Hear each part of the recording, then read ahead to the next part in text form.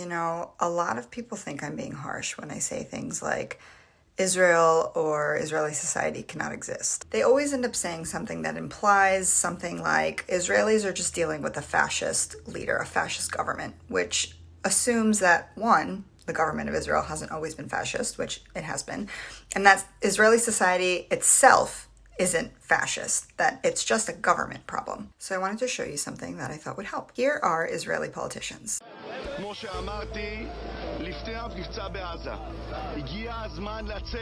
Our borders will extend from Lebanon, the Great Desert, which is Saudi Arabia, and then from the Mediterranean. אנחנו יודעים איך לחסל פעילי טרור, קשה לנו יותר עם רעיון. אונר"א זה המקור של רעיון, שאמרה עינת, היא יולדת עוד ועוד טרוריסטים בכל מיני שיטות, ואי אפשר יהיה לנצח את המלחמה אם אנחנו לא נשמיד. Here is the Israeli military. רגע, אור טבעי. יש פה כמה כיווני אוויר, 4? כן. הנה המטבח שלנו. כשבנינו את הבית, עשינו דגש על...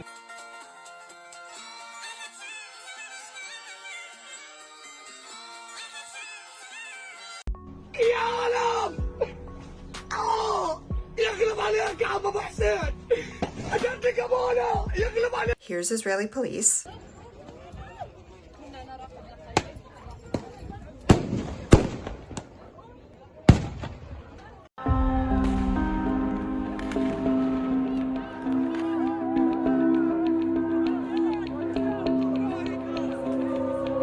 Here are illegal Israeli settlers, which every Israeli is a settler and illegal in Palestine, but for argument's sake, we'll go with the internationally recognized definition.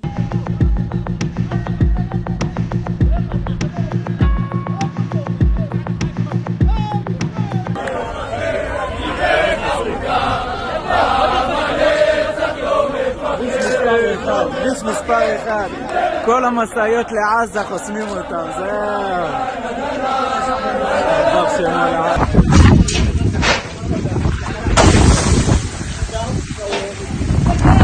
And here is your average Israeli. I think Israelis have to take over and they have to kick them away. It will be much better not to kill them, just to go back to Arab countries. But it's really rightfully ours if you look at the history and at, the wars, and we didn't even start a lot of the wars, and we conquered these places rightfully, it's ours. 1,400 years later, we come back. Now, I'm not saying that we can blame the people living here for what happened, but you gotta accept that that's some kind of divine justice, that their great-great-great-great-grandfathers kicked my great-great-great-grandfather out of here, and then we come back, and all of a sudden they're like, well, no, we don't want it, it's not fair. I think that the Jews came here, they took this land, and this is our land now, and I don't think there should be here no Arabs. Like Arabs, they want, we gave them Gaza, so they should go live here quietly. If they want, they should go back to Iraq, I don't know, to wherever they want. I'm saying that we need to... I don't think there's any answer to it. Really? There's only one way, I would carpet bomb them. You would carpet bomb them? It's the only way you could deal with it. Or try to stop them a different way. It never worked. I think that we're miserable. The Arabs make a piguim and we need to kill the Arabs. I think another thing that the Jews should have rights to hate them. I think we have the right to hate them. I don't see a reason why not. I wouldn't trust any of them. אין מצב שיהיה פה שלום בארץ, אי אפשר לעשות איתם שלום, הם תמיד שונאים אותנו. אם אי אפשר לעשות שלום והמצב ככה לא יכול להישאר, אז צריך לטפל בהם בדרכים אחרות, אין מה לעשות. I think we should give them a country. If you're doing any problem, you just go in there to give them a country and then it's going to be a war. This is a societal issue. This has always been who Israelis are. This will always be who Israelis are. And here's the uncomfortable part. People love to weaponize anti-Semitism, and one of their favorite ways to do that is by claiming that Jewish folks don't have an obligation to speak out against Israel's violence on Palestinians. I am born and raised in the United States, so by nationality, I am American.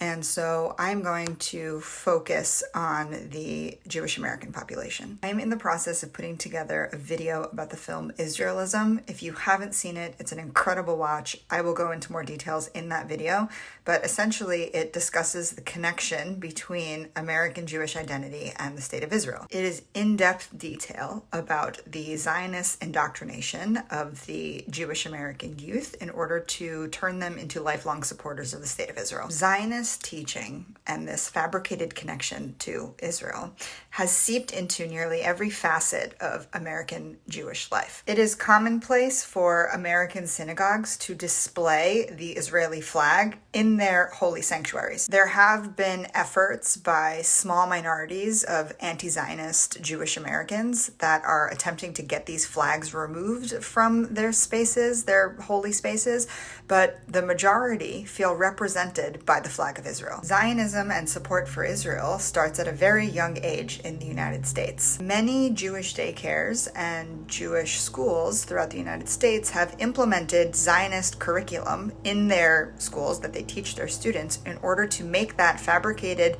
connection and entitlement to Palestine. Community spaces like the JCC, which are meant to attract the attention and popularity amongst Jewish youth in the United States, celebrate things like Israeli Independence Day. A lot of kids I knew and grew up with in high school did something called Sleepaway Jewish Summer Camp. Places that, again, indoctrinate Jewish American youth with Zionist rhetoric and beliefs. Here is the About section of the Young Judea Sprout Lake Jewish Sleepaway Camp that says it encourages its campers to connect with Israel. That same section goes on to say that this camp is the summer expression of the Zionist youth movement. Here's another camp, this one's in Pennsylvania, called Camp Galil, and they proudly talk about their relationship between the camp and the labor Zionist youth movement. There's a ton of other camps that you can check out and learn about their initiatives, but at the bottom of their websites, of nearly all of them, is this little section of what looks like sponsors. If you click on the logo that says Foundation for Jewish Camp, it will take you to their website, and in their About section, they talk about this overview of Jewish Summer Camp and about how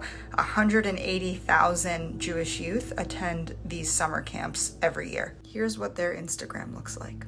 The UJA, which is the United Jewish Appeal Federation, this one is specifically for New York, also hosts Jewish summer camps where they sing Israeli songs and do their best to strengthen the ties between New York Jewry and Israel. They also host this film festival, which is happening right now.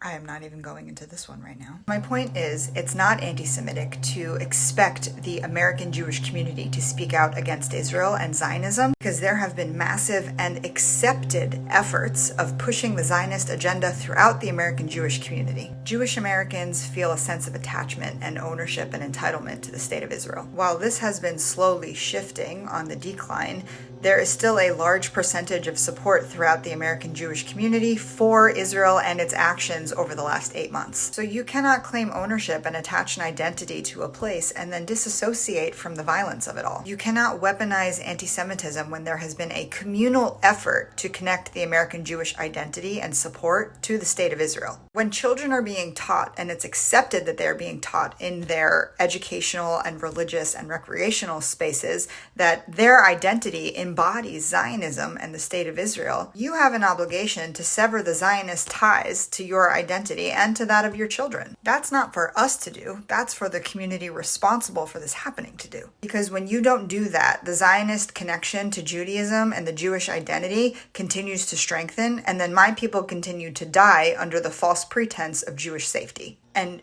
if you don't do these things, and if you don't feel this sense of responsibility to sever the ties of Zionism from your community and your community spaces, what happens is that what I showed you happening to Palestinians at the hands of Israelis across the board and the state of Israel is that your identity is connected to that because you have accepted the Zionist efforts to connect Zionist identity to Jewish identity. The responsibility of ensuring that the general public understands the difference between the Jewish community, specifically here in the United States, and Zionism is not on the shoulders of Palestinians. We are dying. Palestinians are being murdered because of this connection, and it only strengthens because people are afraid to talk about it. And the other part is that the Israeli government and Israeli society is working and operating in the exact way it was set up to, the way it always has, the way it always will. And so there's no fixing it because it's not broken. And for the sake of humanity and protection of humanity, fascist and sadistic societies, which is what Israel is, very simply cannot exist. And the sooner that we can all accept our responsibilities in our own communities when it comes to dismantling fascism, the faster Palestinians will stop dying.